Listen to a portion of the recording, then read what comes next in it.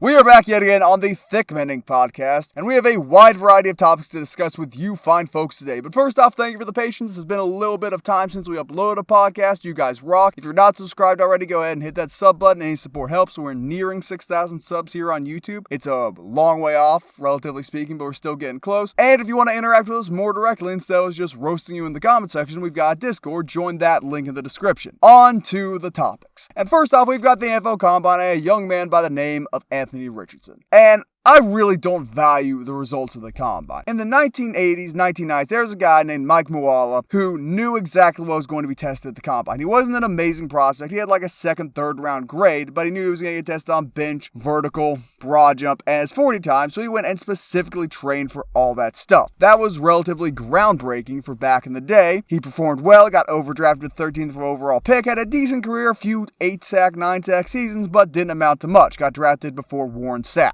But that's what every single player is doing now. They are preparing specifically for the 40, for the vert, for the broad, for the 3-cone drill, and for the bench press. So much of this has a lot more to do with the advancements in modern training technology in terms of the freaky performances than the actual athletic disparity in the players. I think it's a bit of, rigged isn't the right word. It's reverse sandbagging. They know what the test is on and they're studying hard for it, which is fine, but that doesn't directly relate to the NFL. That's why I don't get all flustered when guys like Nolan Smith or Bijan Robinson have amazing combines. It's not so much due to their phenomenal athletic ability, which is certainly there. It's more so they prepared for this event specifically. But AR-15, Anthony Richardson, maybe shouldn't say that word on YouTube, had one of the best quarterback combines we've ever seen from a measurement standpoint. Amazing vertical, amazing 40, good size, good broad jump, all that stuff. He's jumped up a lot on people's boards for that. I personally still would not use a top 5 pick on him. He's a super talented prospect, but he can't throw the ball accurately. And he reminds me a lot of another former Florida quarterback by the name of Tim Tebow. Tebow had a great combine. He had a great 40, like a 4.7. You calculate the advancements over the years, about 0.2 slower than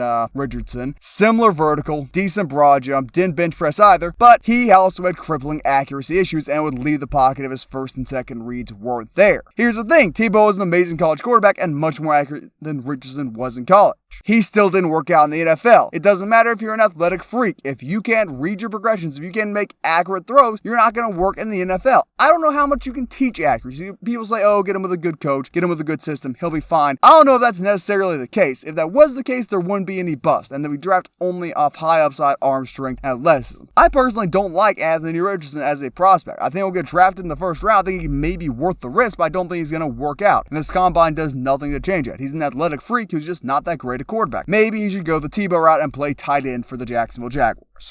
Well, there's a few things I want to address there, and I want to get to Anthony Richardson because I feel quite a bit different than you when it comes to him, and I think Tim Tebow is a horrible comparison as a prospect to what we see from Anthony Richardson. But when it comes to the idea that the combine doesn't really matter, I agree with the general concept of that, but I do think it can show us some things about certain prospects, verify how we feel about certain players, and kind of show us that a player has more potential than they maybe showed in college due to injuries, due to the roster they were on, due to the coaches that they had. And two players specifically, when I have that conversation, is heading into this year's draft, Jalen Hyatt was, he's viewed as a speedster. He's viewed as a deep threat. He won the Thorpe Award in college. He was incredible with Hendon Hooker in that Tennessee offense. And we all thought he's going to run in the 4.3s. We all thought maybe he cracks the 4.2s. True speedster, can add to an NFL offense. And then he goes out there, doesn't run the hottest 40 in the 4.4s, which is still blazing, but it's not what you kind of expected from his production in college, stretching the field against some of those SEC defenses. So I think when something like that happens, it kind of shows you he's not as fast as you maybe would have hoped. He didn't run the different route trees that other players did when he's just as fast as those other players. And then another player, I think, when it's like he had a great combine, it just only adds, it shows you he's capable of a lot more than he did in college, is Darnell Washington with Georgia. I made that TikTok about him. When he has that incredible of a 20-yard shuttle and he shows that he's that quick of a player and can get in and out of breaks, and he's 266 pounds, 6'7", and is that quick, I think it shows he is capable of becoming an elite route runner in the NFL at the tight end position. And we didn't get to see much of him in college because he was injured quite a few times. As far as being featured in the offense, Georgia has ballers all over the field. You really probably only get on the field one time there. So I think that showed us he's capable of being a first round pick and elite player in the NFL. So I think we can find certain things out about players that we didn't either have that much information on, or if we think someone's just this generational speed talent and then they don't run that well, he may not be as good of a prospect as we may think. Now, when it comes to Anthony Richardson and Tim Tebow, that's briefly touch on that, because I agree with you to a certain extent on the tight end, but I think there's a massive difference between game speed and 40 speed. There are plenty of guys in the NFL right now who ran a faster 40 than Tyreek Hill. Maybe not plenty, but there are a few who ran a faster 40 than Tyreek Hill. He's still by far the fastest player in the league. It's not particularly close. We see how slow he makes other 4.3 guys look. You're talking about someone with game speed as opposed to 40 speed, in my opinion. He's still a great speedster and will still be able to get it open over the top in the NFL.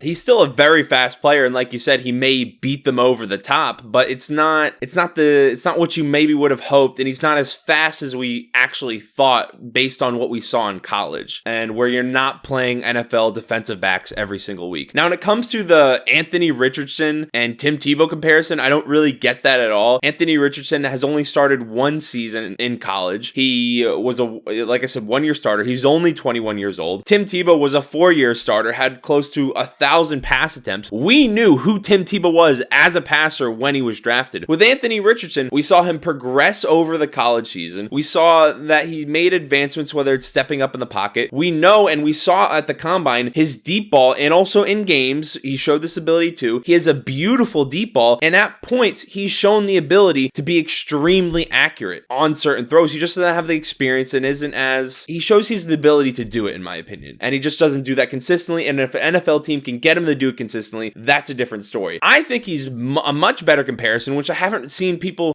make a lot, is that he's much more similar to Cam Newton. Cam Newton came out of Auburn, ran a fast 40. He's big, he's fast, explosive. He's faster than Cam Newton. He's a little bit smaller, he's more explosive, and he didn't quite have the college resume. So to me, that's a better player comparison than what we've been seeing. I've seen a lot of people throw Josh Allen out there because Josh Allen wasn't that great in college. But when it comes to player type, I think when we look at Cam Newton, who was fairly accurate in college, but then I think mostly sub 60% throughout his career, Anthony Richardson has the potential, from what we've seen, to be MVP level Cam Newton in the NFL. It's just a question of whether or not he will get there, and I think that's a better player comparison than what you're throwing out there with Tim Tebow. Like that.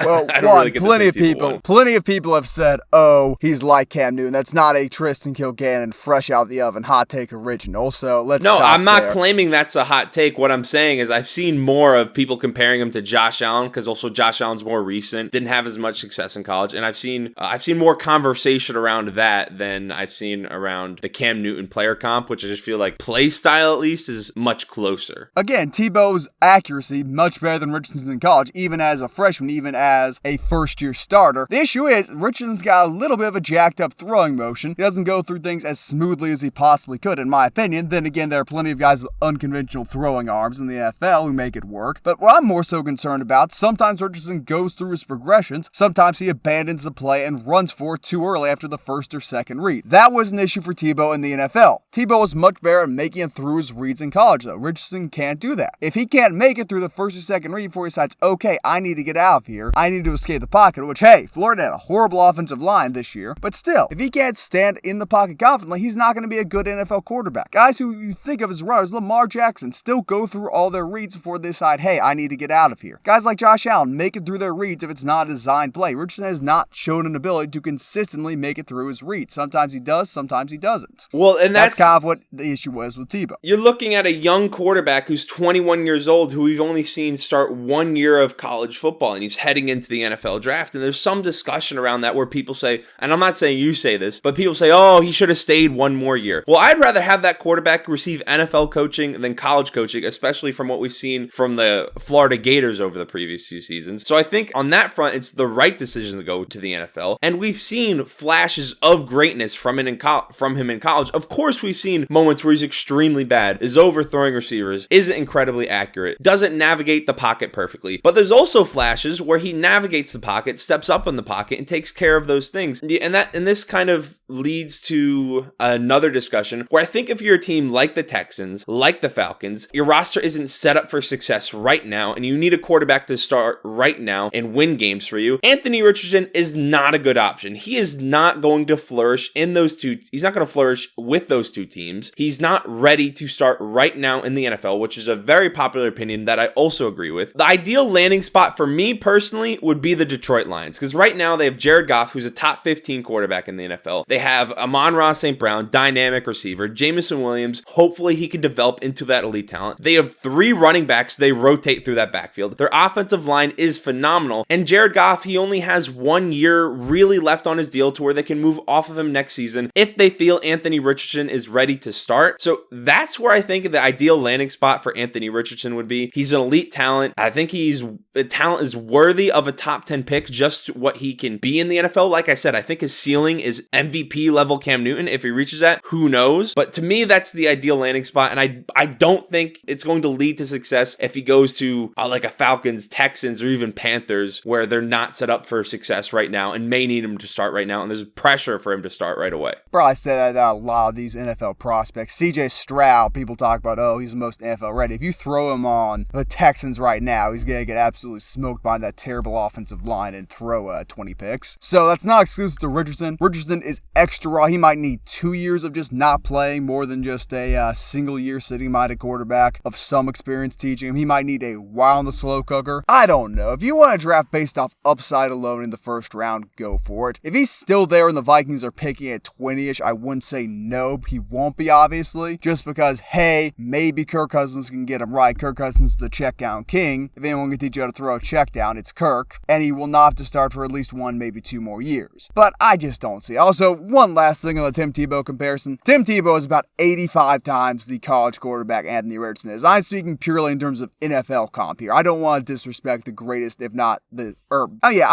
greatest college quarterback ever. I don't want to disrespect Tebow by comparing him to Anthony Richardson as a college performer. There is a big disparity. But I don't know. He needs a long time in the slow cooker. He is similarly raw to Malik Willis. He's just bigger.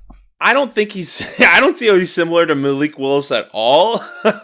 When you take a look at where Malik raw, Willis... extremely athletic. Yeah, they're similar in that aspect, but he's also 6'4", 240 pounds, and Malik Willis was 6 feet tall and only threw go routes. Like, if you look at the heat map for Anthony Richardson, he throws the ball over the middle of the field, and he's willing to make those throws. So from that perspective... he's willing to accurately throw it 3 yards behind his receivers. Yeah, and that's something he can develop into, and there's other reasons outside of just pure accuracy why he may be missing throws. Like you said, offensive line isn't great. Is he playing with the best receiver talent? That's certainly part of it. Now, I'm saying all these things positive.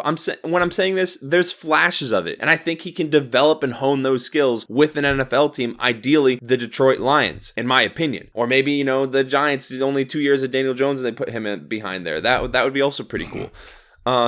Giants ain't drafting AR. They ain't trading up for that. Get over yourself. It's like when you talked about them drafting Fields. Also, the Lions have a top 3 quarterback in the NFC. Pretty, I feel safe saying that.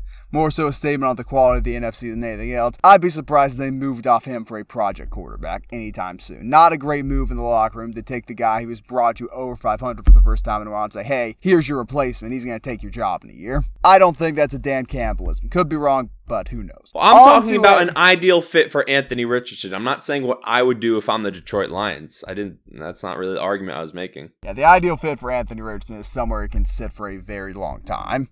Perhaps the Titans. Anyway, you're just a hater, man. I just watched the actual college games. Me and Rico know.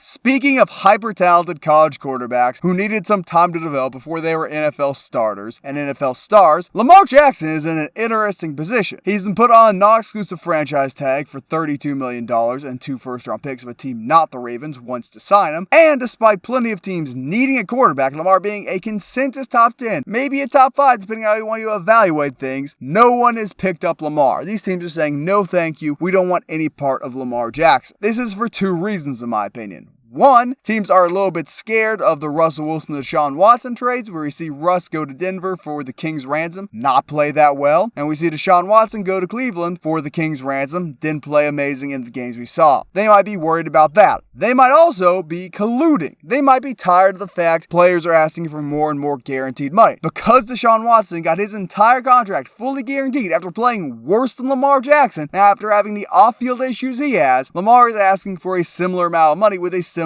guaranteed, which he has every right to do. The issue is, teams don't want to keep giving out these fully guaranteed contracts. I think there's a bit of message sending going on right now between the owners and the agents. By the way, Lamar Jackson represents himself. He has no agent. I don't think many of those who have been getting a nice little fat slice of the pie off player signings appreciate that too much. But I think we are seeing a group of organizations who could desperately use a quarterback of Lamar's talents come together and say, no, we don't want to set further precedent. We want that Watson thing to be a one-time anomaly. He is deserving of the money. He is deserving of at least $250 million if what we're seeing from Daniel Jones is being given out. If it should be guaranteed, I don't know. I'm inclined to say at least $180, $200 million of it should be. He's a high-risk, high-reward quarterback. If he's on the field, he's going to take you to the playoffs. Evidently, the owners disagree. But Lamar deserves his money, and there might be a meaningful NFLPA discussion coming down the road very soon because of this whole situation. When I saw all the different teams kind of coming out and saying, oh, we're not interested, we're not pursuing Lamar Jackson at this time, it is a little weird, but it does make sense for some of them. I mean, the Falcons and Commanders, are they really ready? Is their organization really ready to spend $250 million guaranteed dollars on a quarterback? If that's how much that's truly being asked, they're going to have to give up 2 first-round picks to the Ravens in order to make that happen. I think we would just watch Lamar Jackson and that organization rot over the next few seasons because the roster isn't ready to win. They'd lose their next two draft picks, and it wouldn't be that great of football to watch. Now, when I saw the Dolphins come out and say they're not pursuing Lamar Jackson at all, that kind of blew my mind because that is the perfect landing spot. I don't care how you feel about Tua, but Tua is also injury prone every single season, and his ceiling is not nearly as high as Lamar Jackson's. So when you take that into account, it makes a lot more sense to have Lamar Jackson be the face of your franchise with 2 of the fastest receivers in the NFL. He's the fastest quarterback in the NFL. That would be the perfect landing spot for Lamar, and that would instantly make the Dolphins a direct contenders with the Bills and might even make them better than the Bills. So I don't understand why the Dolphins were off so quickly or put out so quickly that they're out of that conversation. When it comes to the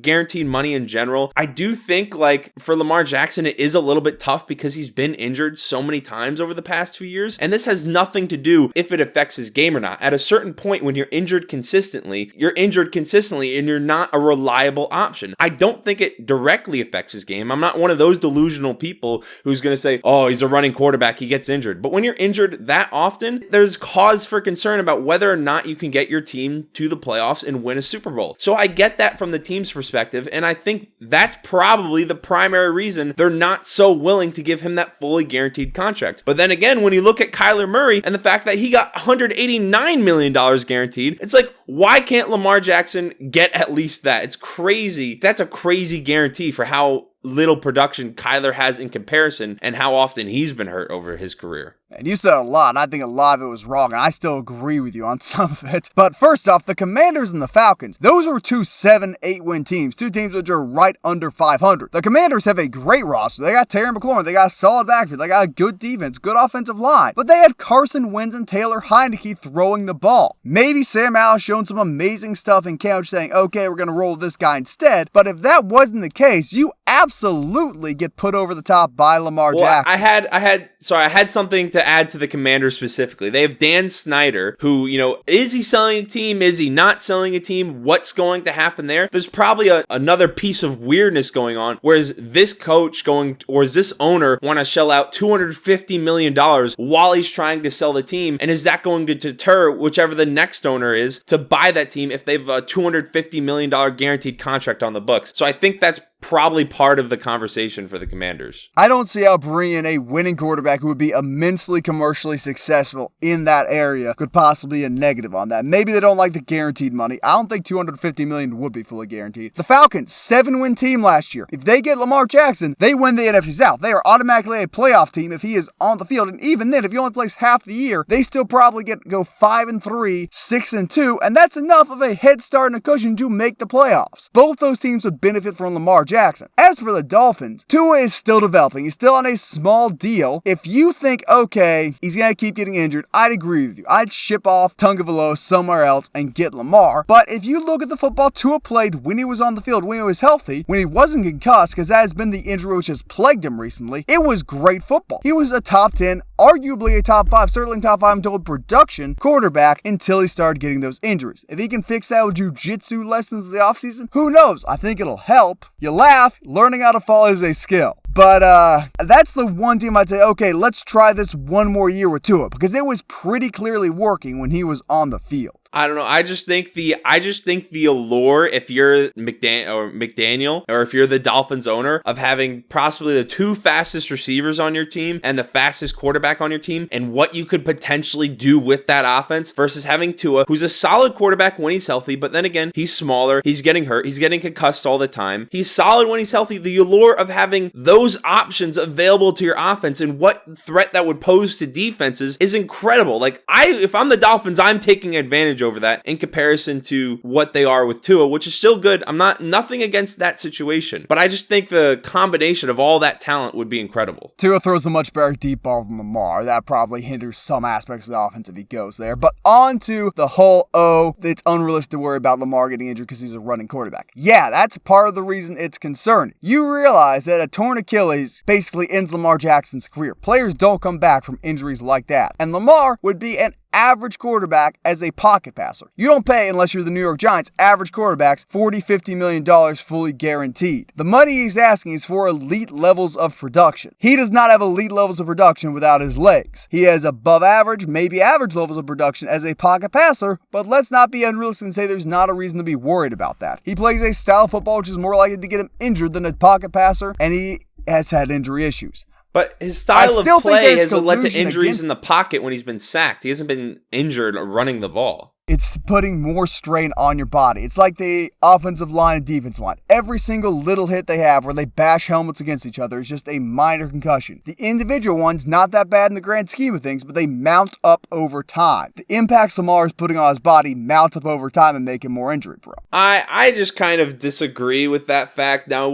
he's getting paid for his legs. His legs are a big part of the discussion. But I think people overblow it a little bit too much with him, because every time we've seen him on the field, he's been explosive. He's been that guy. He'll get over this knee injury. And when it comes to him running the ball, he runs the ball. He's been hurt throwing the ball in the pocket. That's where he's gotten hurt. He's been hit by a defensive lineman and gets hurt that way. I don't think it's that big of a deal. So the only saying Lamar is garbage pocket awareness, basically? No, that's not what I mean. Tom Brady tore his ACL in the pocket. You're going to say Tom Brady has garbage pocket awareness? He had garbage pocket awareness early in his career.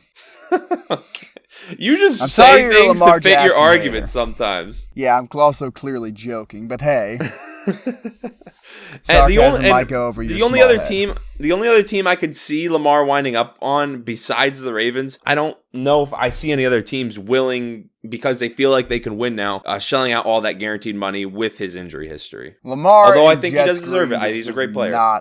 Just does not strike me as an appealing option. No one wants to go live in New Jersey or New York, wherever you would buy your property in the New Jersey-based organization that's the New York Jets. Speaking of New Jersey-based New York organizations, Daniel Jones signed a 4-year, $160 million contract with quite a bit in incentives and has locked himself in as the Giants starting quarterback for the next 2 years. The next 2 years will see him fully guaranteed $82 million, making his average annual pay $41 million. This year, he will be getting paid $9.5 million plus a $500,000 bonus for showing up to workouts, which presumably he will, plus a $36 million signing bonus. Still being determined on that, he might decide to split that out. But Daniel Jones could possibly be making $46 million this next season with the signing bonus and with his contract. The back end, you can opt out of it. You can say, hey, we don't like you, Daniel. After 2 years, we'll pay you $41 million. After that, you got to go. But as things stand now, Daniel Jones has earned himself the title of the second most, if not the most, overpaid quarterback in all of football, and has guaranteed the Giants will not be competing for anything besides a wildcard spot for the next 2 seasons. Now, Tristan, tell me how you feel about this. Well, the first thing I need to make extremely clear is that I'm not the biggest Daniel Jones fan. Do I think it's a little bit crazy that he got $40 million?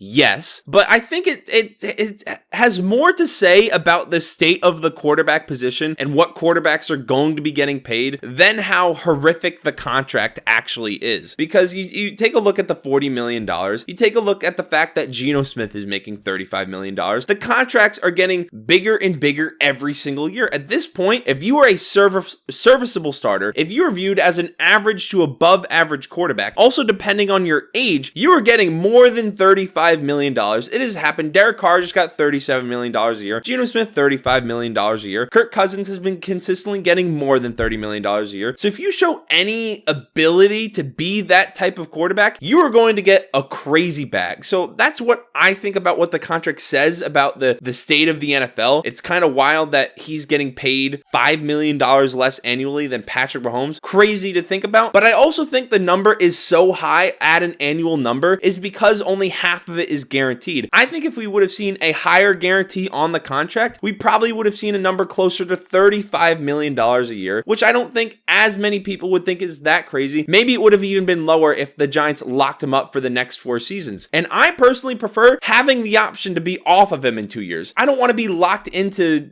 Daniel Jones for the next 4 years of his career because we've only seen one solid to decent year of production from him. This past season, he wins a playoff game. So when it comes to that, that's how I feel about it in general. I think they're looking to build the roster over the next 2 years while remaining relatively competitive in the New York market. I think that'll draw maybe some veterans to their team rather than suffering for a rookie and winning 4 games. And I think that's a big part of it. They want to stay competitive. They want to build out the rest of the roster, and they don't want to be tanking, which I think we can commend them for. So I think they're going to look to build out the interior of their offensive line. They're going to look to build out the receivers, and they're going to look to build out their secondary and interior linebackers over the next 2 seasons. And if Daniel Jones tears it up, good. He tears it up. Then you're at that point, you're getting a bargain for the last two years of his deal. So I'm not that mad of it. I do think it's the $40 million is a little crazy when you compare it to what others are getting paid. But the quarterback position, what they're getting paid these days, none of it really makes sense. Patrick Mahomes is the only one who truly has lived up to that $45 million a year, the mystique that comes with that big number, in my opinion. Sounds like some big cope. Stafford's probably lived up to that big number himself. Let me explain to you how this is going to work as a Daniel Jones watcher for a good bit of time. Daniel Jones is going to play as good, if not slightly worse he did last year, this next upcoming season. The Giants fans are going to moan, whinge, belly, oh, he's so bad, X, Y, and Z. And then he's going to have a similar year to what he had this year in 2024. And they're going to say, well, he did play well. He's still young. We've still got other options. We don't really have a quarterback available to us. He's played us out of drafting his successor. Let's roll Daniel Jones. And you're just going to be mediocre to slightly above mediocre for the next few seasons. As for, we're going to be an attractive landing spot for free agents, what planet are you living on? With the exception of the mystique of the New York market, which is rapidly decreasing in value for players, has always been the case that players are not NBA mindseted. They don't want to go play somewhere like LA, where it's a big market. They want to go play somewhere they'll get paid. They'll be playing on the horrible MetLife turf, which has been the focus of an NFL PA inquiry, which keeps getting star players hurt. They'll go to a state which they have to pay 10% of their income at the bare minimum, most likely half of it at the most in taxes. That's not very attractive for millionaires. And they'll be going to a team which prioritized signing their mediocre quarterback to a long-term deal instead of Saquon Barkley, who was the engine of that offense, was the reason they were above 500, was the reason they found the success they did. If Saquon doesn't have 1,600 yards from scrimmage, the Giants win 6 games at best the following season. And as for Saquon Barkley, he can't be happy. He knows he's good. You and I both know he's good. He was why the Giants succeeded last year, and so does the Giants front office. They know why that team worked, and they're still going to underpay Saquon. He wanted $14 million. That came out early in free agency. He is not going to be happy with a 1-year, $10 million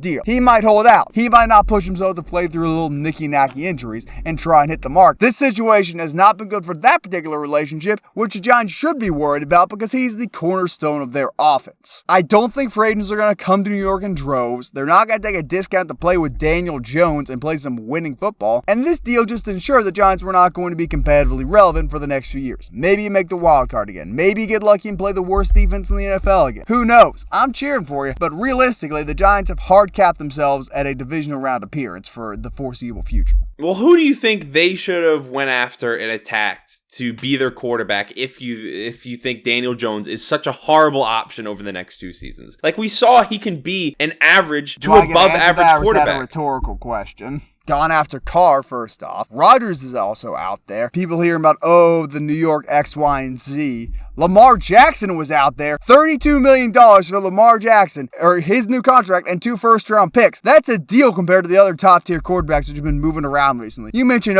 Miami with the fastest Lamar receivers. $32 million if you're signing him. You're paying him $50 million. That was the bare minimum price tag. Even it's not all guaranteed, first off. It's going to be $50 million, maybe $200 of it's guaranteed. But that was the price tag. You pay that price tag if you think you're capable of being competitively relevant. Lamar, Rodgers, Carr would be better than Daniel Jones. Carr just had the worst year of his career and was still a much better passer than old Danny boy. Sure, he can run the ball. Congratulations. Good for you. He's not that accurate. He doesn't turn the ball over, but he also doesn't push the ball downfield. You are wasting the potential of your receivers, and you are ensuring no good receiver is ever going to sign in New York while he is there. Who wants to play with Daniel Jones? Darius Slayton? Well, I hate having to defend Daniel Jones because I think anyone who's ever heard me talk about Daniel Jones, they know I don't like him that much. They know I don't think he's that great of a quarterback, but I don't hate him as much as Isaiah. Clearly, he thinks he's a horrible quarterback. Daniel Jones, he just won a playoff game. He just beat I don't think he's a horrible quarterback. He's mid. My team employs mid as well. I know what mid looks like. I've got the taste of mid in my mouth over the past 3 years with Kirk Cousins. You have bought into mid. The only good side of this mid is you're not going to be shackled with it for more than 2 years if it turns into garbage. You are paying $40 million for mid. I do not hate Daniel Jones. I pity Daniel Jones because what people like you and the New York sports media are going to do to him, and I pity you for having to watch him for the foreseeable future. You know what? I don't have anything else to say. I get why the Giants did it. There are a lot of holes in their roster. They're overachieving because they have the best coach in the NFL who's adding wins anyway. So there's no other great options right now. They have a lot of holes to fill. Their inside linebackers, horrible. Their corners, horrible outside of Adoree Jackson. And the receivers, they need only wide receiver 1 because Isaiah Hodgins and Darius Slayton are maybe wide receiver 2s and Darius Slayton's probably definitely a wide receiver 3. So they need elite wide receiver 1. Their interior offensive line is not good. So that's my piece. I don't have anything else to say about them. Maybe they'll get lucky and draft another Odell. Granted, all those receivers the Giants draft seem to be head cases, so that's neither here nor there. Wrapping things up briefly, we've got a bit more quarterback talk. It was alluded to earlier. First off, the Saints signed Derek Carr for a fairly nice $37 million deal for the next 4 years or so. I think it's a good move for the Saints. They weren't going to be competitive unless they made a move on the quarterback. Now they're ensuring they're the best team in the NFC South. They're going to try and make the playoffs, but here's the issue. They're going to have to blow it up eventually. And look, I think the move is a bit of a procrastination. I don't hate it. I think it makes them better as a team, as opposed to just re-signing what they already had. But it's not going to accomplish that much in the grand scheme of things. It doesn't bring them closer to the Super Bowl, and it is a move which makes you think maybe the Saints owner knows something that we don't, and contracts are going to be going down very soon, or the NFL is going to go under because the USFL does so well. The Saints ownership style is weird. I like it for the short term. It's going to help the Saints and their fans, but it doesn't really move the needle that much in the grand scheme of things. Well, I'm a big fan of it along the same lines of kind of what you just said. Instantly, they become the best team in the NFC South. And Derek Carr caught a lot of hate last season because he wasn't really comparable to any years of his career where he's been productive. But I think a lot of that falls on Josh McDaniels, and we've seen kind of that their relationship wasn't the best. And there was a lot of turnover going on there in Las Vegas. So I still think Carr can be a very good quarterback in the NFL. And he's going from competing with Patrick Mahomes and Justin Herbert within the division to competing with Sam Darnold, Desmond Ridder, and Kyle Trask. So it is a much easier playing field. You don't have not as nearly as much competition as there was over in the AFC West. So from that perspective, I think Derek Carr and the Saints are definitely favorites right now to win the NFC South. They shouldn't have a ton of competition, but like you said, it's kind of a band-aid for the short term. It makes them competitive. Maybe there's like a tiny chance if they really build out their roster through the draft that they could make some type of push at the NFC Championship game with him. I don't really see that happening, but it feels like it puts them in the playoffs because all the other quarterbacks in the division are so bad. Don't ever in your life disrespect Sam Ehlinger by not mentioning his name when you talk about the great AFC or NFC South quarterback. Actually, wait, hold on a second. He's in the AFC South.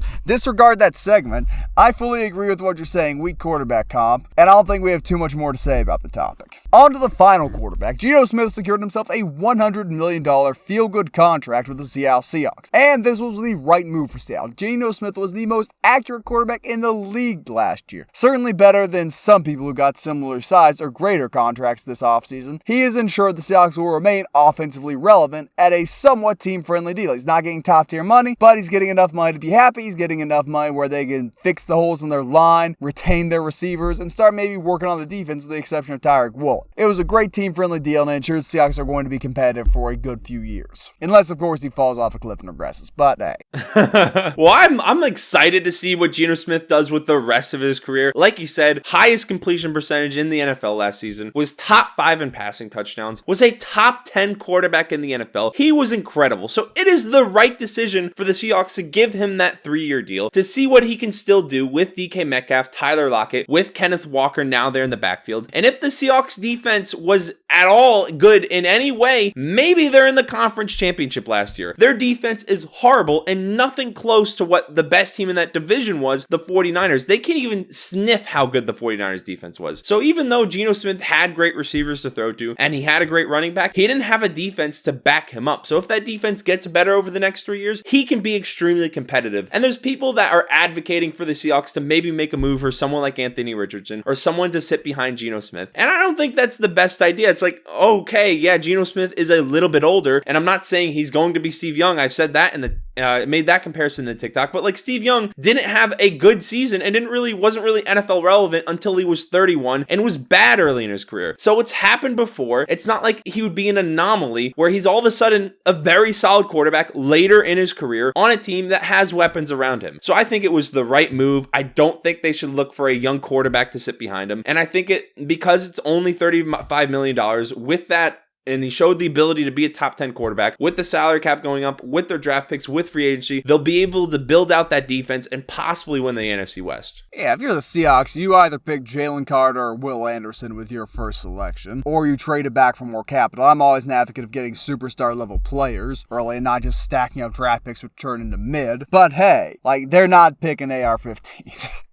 I'm pretty sure of that. It would be a strange world we live in where you take a playoff-bound team and say, hey, we're not going to make any move to get it better in the draft. We're just going to get a future quarterback. That would be quite peculiar of the Seahawks. That has been this week's podcast. Let us know what you think. Be sure to join our Discord. It'll be linked in the description below. You could suggest podcast topics that you want us to cover. We'll give you a shout out at the beginning of the episode. Let us know what you think. Like the video, and we will see you in the next one.